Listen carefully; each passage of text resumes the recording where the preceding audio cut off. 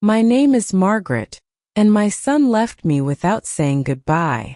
One morning I opened his bedroom door and found it empty. His clothes were gone. His bag was gone. There was no note, no phone call, and no message. The neighbors said he had abandoned me.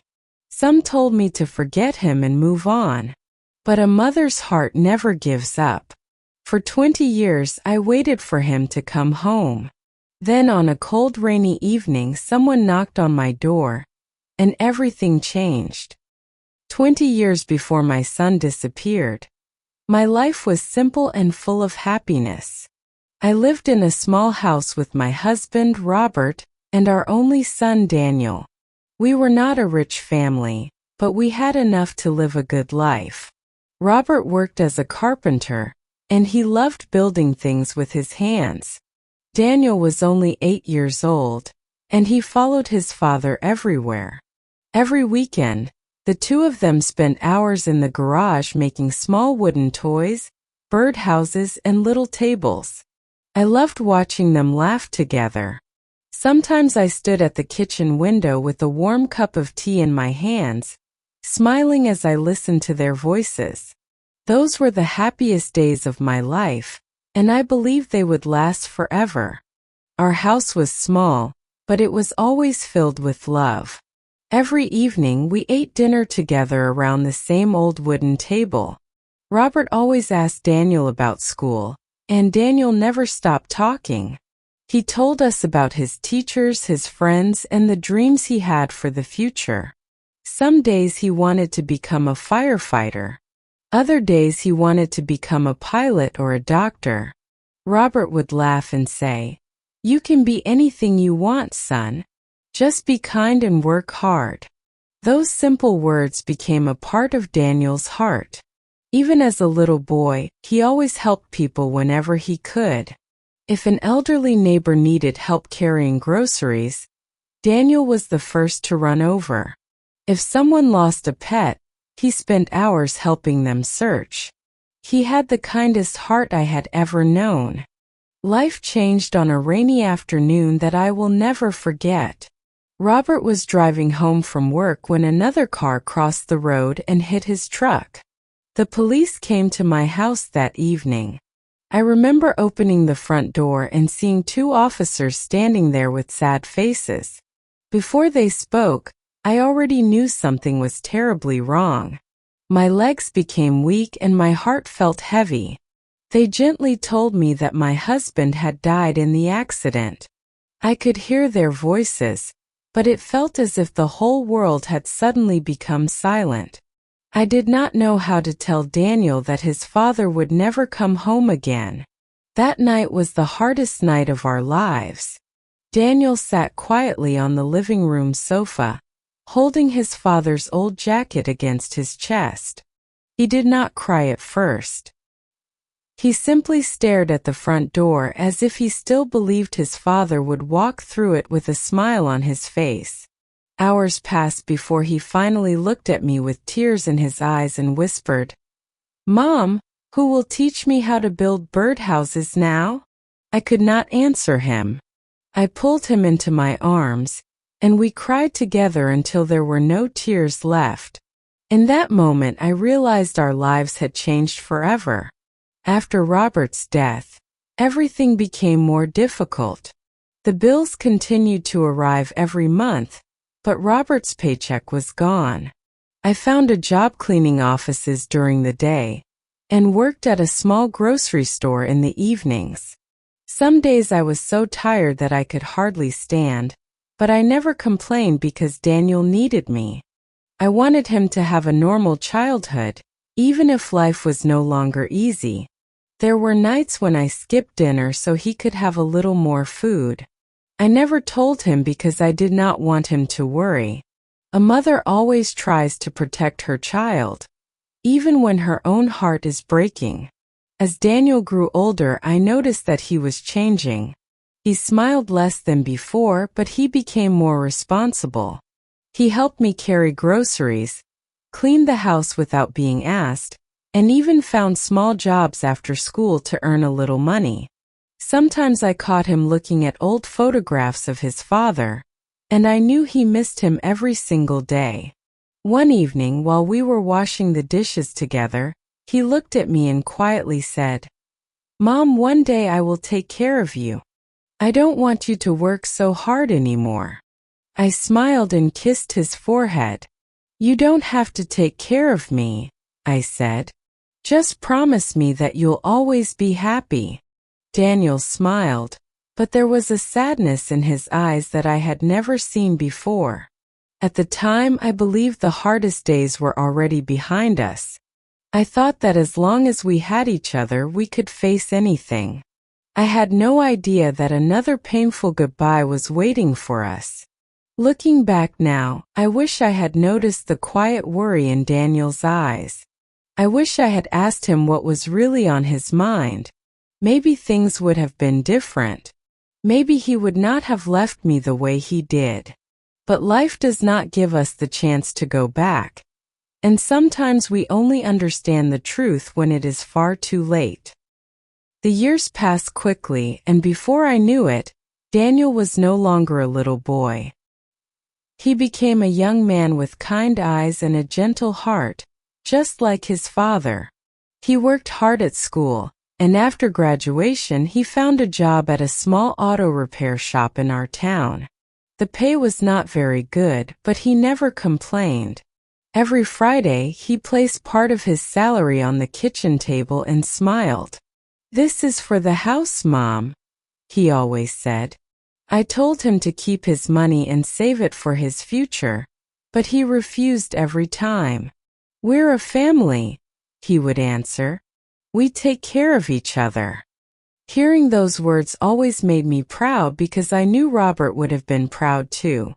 Even though Daniel smiled whenever he was with me, I began to notice small changes. Some nights he stayed awake long after midnight, sitting alone on the front porch. He spent hours looking at the stars without saying a single word. Sometimes I walked outside with 2 cups of tea and sat beside him. We talked about the weather, work, or the neighbors, but I could tell there was something heavy on his mind. Whenever I asked if everything was all right, he gave me the same answer. "I'm fine, Mom. I'm just tired." I wanted to believe him, but a mother's heart always knows when her child is hiding something. Our financial problems became worse with each passing year. The roof needed repairs, my old car stopped working, and the medical bills from my back injury continued to grow. I tried my best to hide my worries from Daniel, but he noticed everything. I often caught him looking at unpaid bills lying on the kitchen table. Sometimes he quietly picked them up, read them, and then placed them back exactly where they had been. He never said a word, but I could see the worry in his eyes. One evening, I heard him talking on the phone in his bedroom. His voice was serious, and when I entered the room, he quickly ended the call and smiled as if nothing had happened. I asked who he had been talking to, but he simply answered, "Just a friend from work." Something about his voice made me feel uneasy, but I decided not to ask any more questions. Then everything changed in a single night. I woke up early on a cold Monday morning and walked to Daniel's bedroom to wake him for work. The door was slightly open. I smiled because he always forgot to close it. But as soon as I stepped inside, my smile disappeared. His bed was neatly made. His closet was almost empty. His favorite blue jacket was gone. The small backpack he carried every day was missing too. I looked around the room again, hoping I was mistaken, but deep inside I already knew the truth. I called his name again and again, but there was only silence.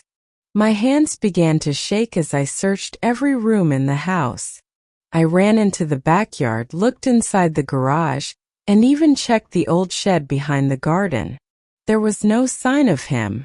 His phone went straight to voicemail. I called his friends, his coworkers, and everyone I could think of. No one had seen him. It was as if he had disappeared during the night without leaving a single trace behind. By the afternoon, the whole neighborhood knew that Daniel was gone. Some people came to comfort me, but others began to whisper. They said he had probably decided to leave because he wanted a different life. A few even said he had abandoned me because I had become a burden. Those words hurt more than I can ever describe. Every evening I sat beside the front window, hoping I would see him walking down the street with that familiar smile on his face. Every time I heard footsteps outside, my heart beat faster. But it was never Daniel. Days became weeks. Weeks became months. Still, there was no letter, no phone call, and no message. My son had disappeared without saying goodbye, and I had no idea why. I asked myself the same question every single day. What had I done wrong? I replayed our last conversations over and over in my mind, searching for something I had missed. But no matter how hard I tried, I could not find the answer. The first few months were the hardest. Every morning, I woke up hoping that everything had been a terrible dream. I still made breakfast for 2 people without thinking. I still looked toward Daniel's bedroom, expecting him to walk out with sleepy eyes and a warm smile. Then I remembered he was gone, and my heart broke all over again. The house became painfully quiet. There was no laughter, no footsteps, and no one asking me how my day had been. I had never felt so alone. Some nights I sat in the living room until sunrise because I could not sleep. I kept thinking that if Daniel came home in the middle of the night, I wanted to be there to open the door for him. As the months turned into years, people slowly stopped asking about my son. The neighbors no longer talked about him, and even my friends stopped saying, "Maybe he'll come back." Life moved on for everyone except me. Every birthday I baked Daniel's favorite chocolate cake, just as I had done when he was a little boy.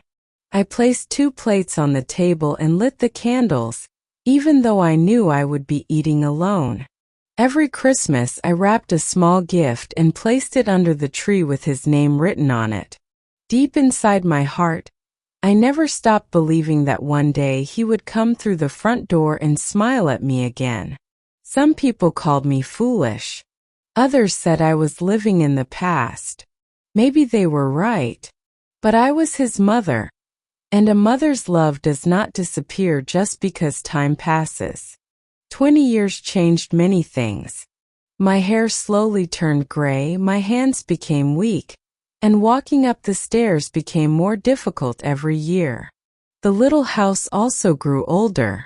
The paint faded, the garden became smaller, and the wooden fence leaned to one side.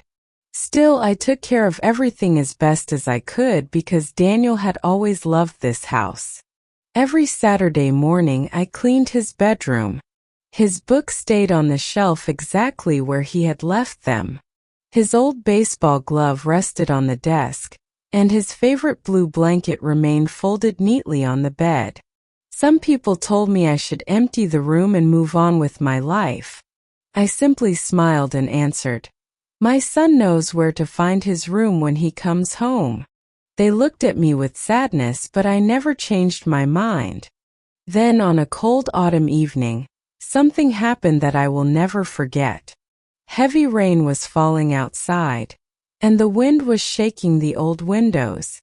I was sitting in my favorite chair with a book in my hands when I suddenly heard 3 slow knocks at the front door. First, I thought it was the wind. Then I heard the knocks again, louder this time. My heart began to beat so fast that I could hardly breathe. Visitors almost never came to my house anymore, especially on a stormy night like that. I slowly stood up, walked toward the door, and placed my hand on the handle. For a moment I hesitated. Something deep inside my heart told me that my life was about to change. I opened the door. Standing in the rain was a man with gray hair, tired eyes, and a small travel bag in his hand. His face looked older, but there was something strangely familiar about him. Before I could say a word, tears filled his eyes. His lips trembled as he looked at me. Then he whispered the words I had waited 20 years to hear. "Mom, I'm finally home." For a few seconds I could not move. I simply stood there, staring at the man in front of me. My hands began to shake and tears filled my eyes. I wanted to believe it was really Daniel, but 20 years had changed him. The little boy I had raised was now a grown man with lines on his face and sadness in his eyes. Then he smiled, the same gentle smile he had as a child. In that moment I knew. It was my son. Without saying another word, I stepped forward and wrapped my arms around him. We held each other tightly and cried like we had never cried before. 20 years of pain, hope, and loneliness disappeared in that single embrace. When we finally went inside, I made us 2 cups of tea, just as I had done when he was young. For a long time, neither of us spoke. The silence was filled with emotions that words could not describe. Then Daniel reached into his old travel bag and carefully placed a thick envelope on the kitchen table. He looked at me and quietly said, "Mom, I owe you the truth." He took a deep breath before continuing. "The day I left, I wasn't running away from you. I was trying to save you." I looked at him with confusion. Daniel lowered his eyes and continued, "After Dad died, I watched you work every single day. You were always tired, but you never complained. I saw the unpaid bills on the table. I knew you skipped meals so I could eat. Every night, I heard you crying when you thought I was asleep. I couldn't stand watching you suffer anymore." Tears rolled down my face as I listened. "I found an opportunity to join a private security company that worked overseas," he said. "The job was dangerous, and I had to leave immediately. They told me I couldn't tell anyone where I was going. I wanted to say goodbye, Mom. I wanted to hug you one last time. But I knew if I looked into your eyes, I would never be able to leave." He slowly opened the envelope. Inside were dozens of bank receipts, old letters, and photographs.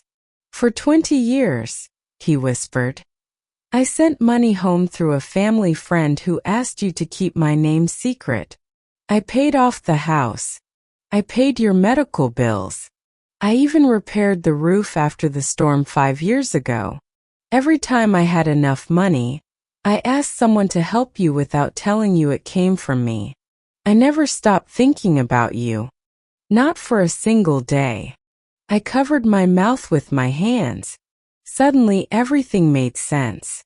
The anonymous payments. The kind stranger who had paid for my surgery. The repaired roof that I could never explain. I had believed they were miracles. They were not miracles. They were my son.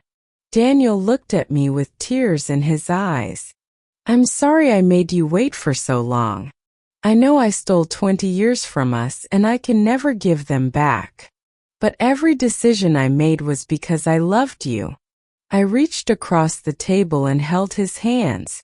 "You never stopped being my son," I whispered. "And I never stopped waiting for you." That night, we talked until the sun began to rise. We shared stories, looked through old family photographs, and laughed about memories we thought were lost forever. For the first time in 20 years, the little house no longer felt empty. Felt like home again. People often ask me how I found the strength to wait for so many years. I simply smile and give them the same answer. Because a mother's love never gives up. Sometimes the heart knows the truth long before the mind understands it. Thank you for listening. If you enjoyed this story, please like this video and subscribe to the channel for more original English stories. I'll see you in the next story.